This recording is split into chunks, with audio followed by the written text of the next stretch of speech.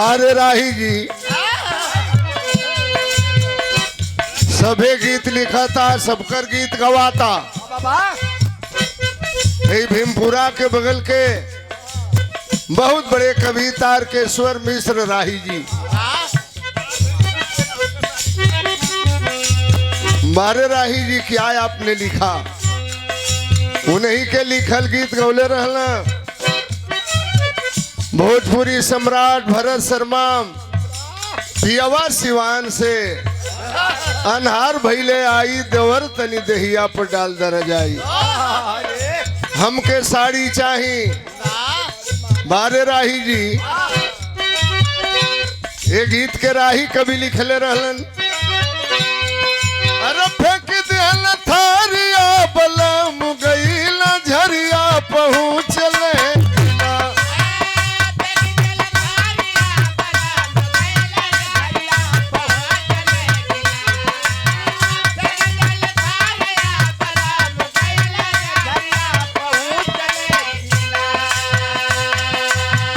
एक दिल थरिया बलम गईला झरिया पहुँचले किना, उठे ही हमें लहरिया पहुँचले किना।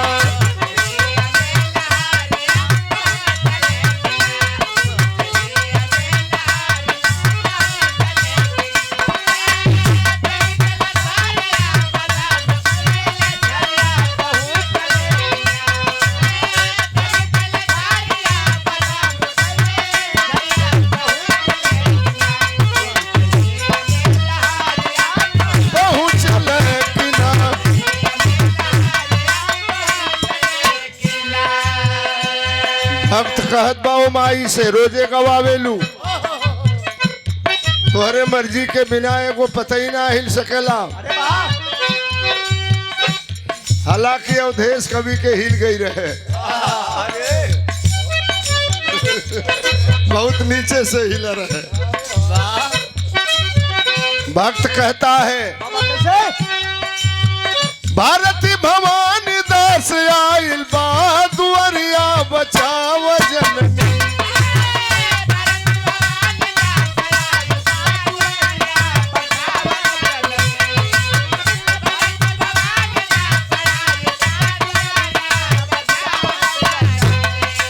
अरे भारती भवानी दास आइल बा दुआरिया बचाव जननी, आज सभा में पगरिया बचावा जननी।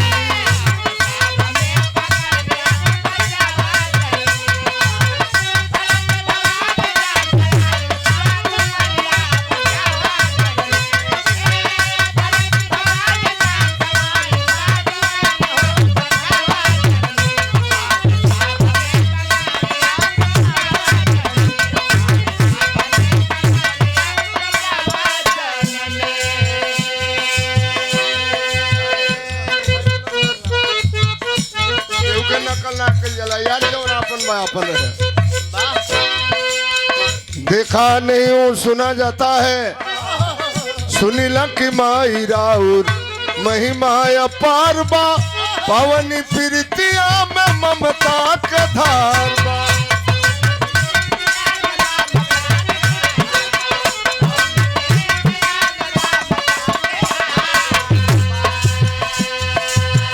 बोली दबू माई आज दया के दुआरिया बचावा जननी।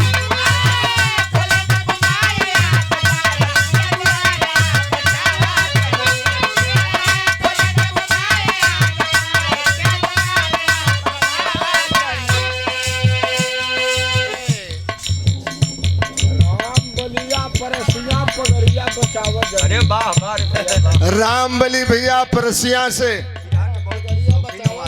बिरहा के बड़े शौकीन, यह तो बिरहा की धरती है।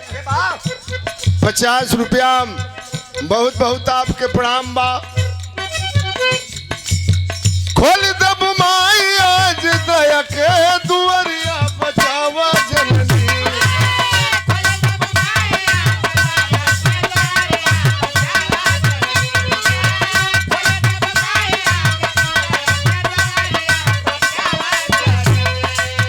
खोल दब माई आज दया के दुआरिया आज सभा में पगड़िया बचावा जननी।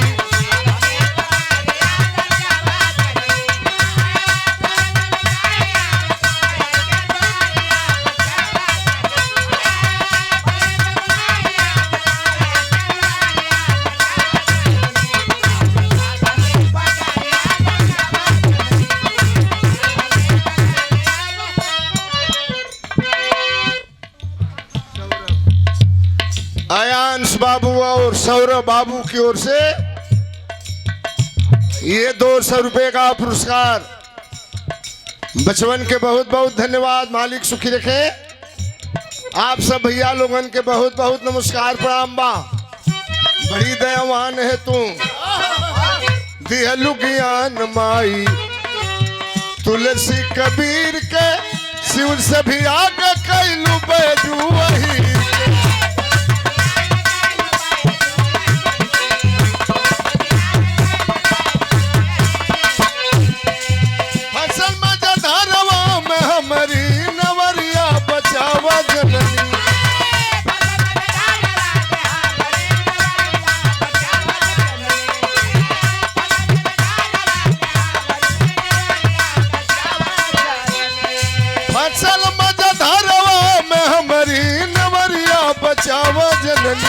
आज सभा में पगड़िया बचावा जननी।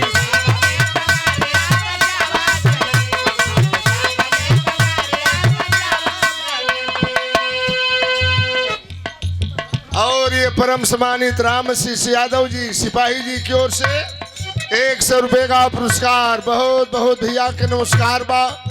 आखिरी भाव में अपने गुरु घराने का परिचय दे रहा है भक्त। कुसुम पराग दे उतारी दिहलु कुल के, काशी सुरेंद्र चाहे पौआ के धूल।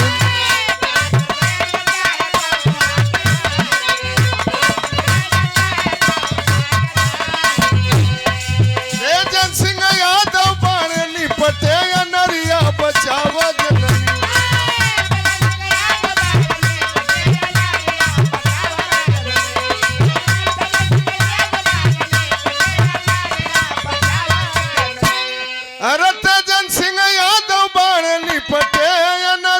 बचाव जननी, आज सभा में पगड़िया बचाव जननी।